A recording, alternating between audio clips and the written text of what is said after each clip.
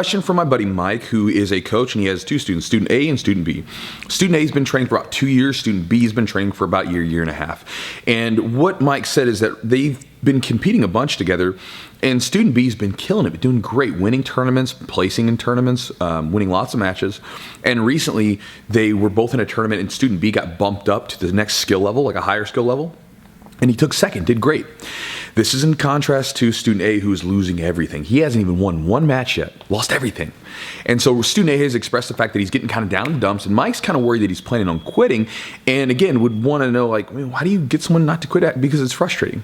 And so first off, Mike, thanks for the question, dude. And to anyone that's watching this who's on that verge of, you have that question of quitting in your head because you're getting frustrated, then this video, I'm speaking directly to you right after the ambulance goes. Why are there so many ambulances? It's like all the time. It's like everyone's just dying.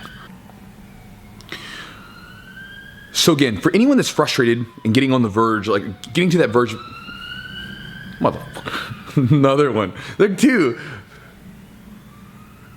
Okay, let's try this again. So if you're on the verge of wanting to quit, right, and you're getting to that point where you're thinking you're going to want to quit training because it's frustrating, let me ask you a question.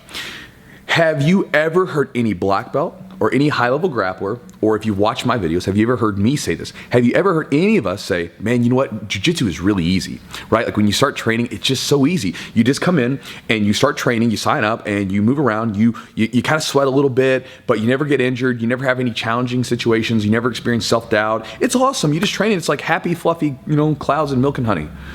Right? No one ever says that. No one ever says anything close to that. We tell you it's going to be tough, right?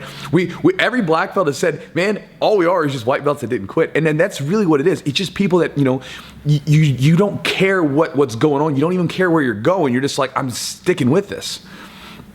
And there's been so many situations in grappling where I've experienced this point where I've got so frustrated with myself that I've questioned what the hell am I even doing.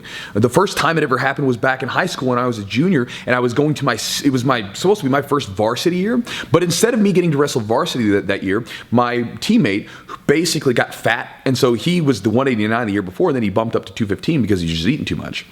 But when we would wrestle off against each other, wrestle-offs and wrestling are where you sort of try to, basically you wrestle to see who gets that, that spot for the varsity. He crushed me every single time.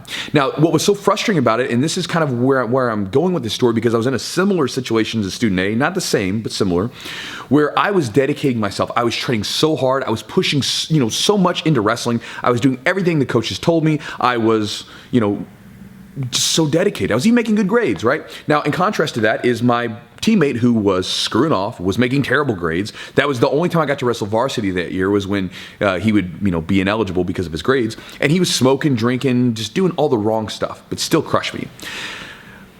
At the time, I felt cheated. I felt gypped. I felt like, what the hell? I'm putting so much into this. Why is he getting better? And then I was faced with a choice. I remember the last wrestle-offs that year, I was really just like, man, do I even want to do this stuff anymore? Do I want to quit or do I want to keep going? And I chose to keep going because of the fact that I really enjoyed wrestling and I liked being in that community. So I kept going. That summer, going from junior to senior year, I dedicated myself so much. I was doing everything from dieting. I was running on an empty stomach in the morning to help shed the weight, to lean out a little bit. And I was going to wrestling camps. I was doing everything in the realm of my resources at the time as a young man to improve. And that next year, when I came into wrestling, I had two goals. One was to beat my training partner, because I just wanted to, for my own validation. I worked so hard. That was going to be sort of my, my test. Like, can I beat this person that had, gypped me the year before? Again, I was a young man and had a lot of insecurity and a lot of frustration there. And then I also wanted to win regionals. Now, regionals, you got to understand, for me, was a big thing, because that would mean that I would go from a wrestler who didn't won a handful of matches the year before to actually winning a decent tournament. And that year, I did both of those things. I was able to, even though we had dropped weight classes, because he went up and I went down. I was down at 189, he was at 215 in heavyweight. I was able to, beat him when we were wrestling. And then when I competed in regionals, I was able to win the regional tournament. And again, I remember standing up on the podium and, you're sitting on top where you're looking over top of everyone, get your picture taken, it feels great.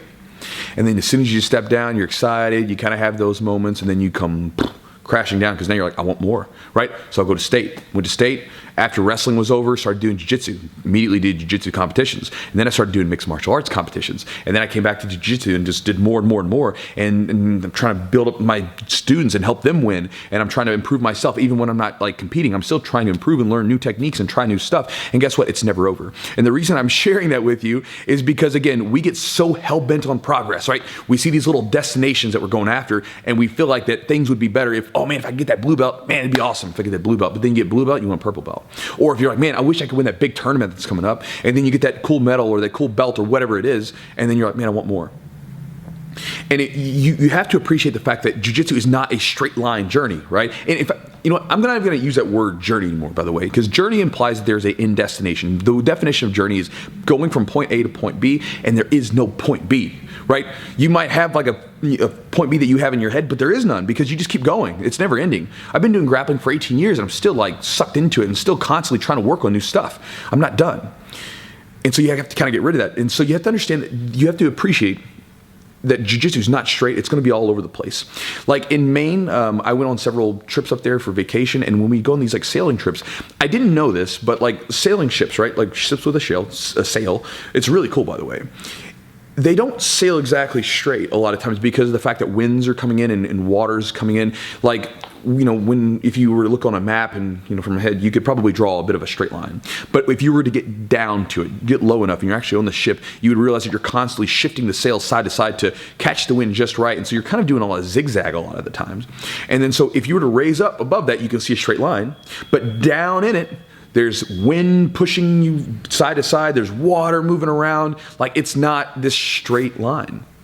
And jiu-jitsu is the same way. If you could draw out a line of your progress, right, you would look at it from a very high point. That line would look straight somewhat, right? But if you were to get down into it, you would notice that in these incrementals, it would be all over the place. Some days you're going backwards. Some days you're going off to the side. Some days you're going this way. Some days you're going forward.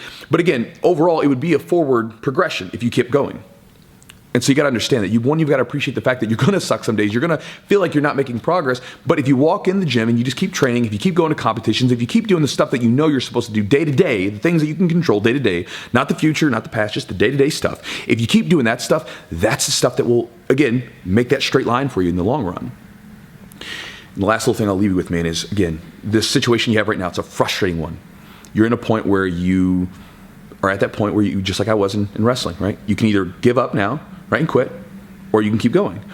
And it's exactly because these situations are frustrating that you need to keep going, because, you know, jiu-jitsu presents you with these opportunities to grow, but they're not easy. And again, no one's ever going to tell you that they're easy because they're not easy.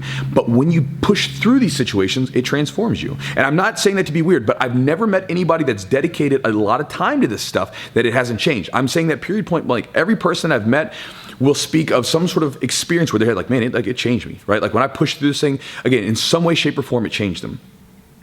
And so you have this chance. You have this chance to change on a deep level. But again, it's not going to be easy. It's going to be painful. It's going to be challenging. But again, what do you want to do? Do you want to quit when it's tough? Or do you want to, you know, again, become better? And to me, I would say, man, don't ever quit when it's tough, because it's exactly because it's tough that you can get better. And remember, man, that you're lucky. You're living in a world, or a country rather, that is safe enough to let you train, where you can do something that's not even a necessity to living, right? Well, it probably is for some of us, because I'd probably go nuts without jiu-jitsu and probably kill myself. But it's not a necessity of living. You can live without it. It's just something you really enjoy doing. And you can dedicate a lot of time to it because life is plentiful right now. You don't have to worry about, hey, where's my next meal going to come from? You know where it's going to come from, right? Be so thankful for that, man. And be thankful for that you have the life to even get up in the morning and go to train. Again, because if you were getting ready to go, if you knew that you were getting ready to leave the planet, you're going to leave this little rock that we're on and getting ready to kick the bucket, you'd be so just wishing that you could have another rough day on the mat, right? So appreciate the fact that you can even get up and just do this thing. Have fun with it. Enjoy the journey, because there's no journey, right? Enjoy just this long, endless sort of zigzag and all over the place that really doesn't have a destination. It's the reason why in the gis that I have, I put that broken circle, because again, you're chasing perfection that's never going to come. You're never going to be satisfied. But again, it's an amazing thing to get a part of, and it has these experiences, and you're supposed to bust through them. I don't know what else to say, man. So good luck. Thanks for the question, guys.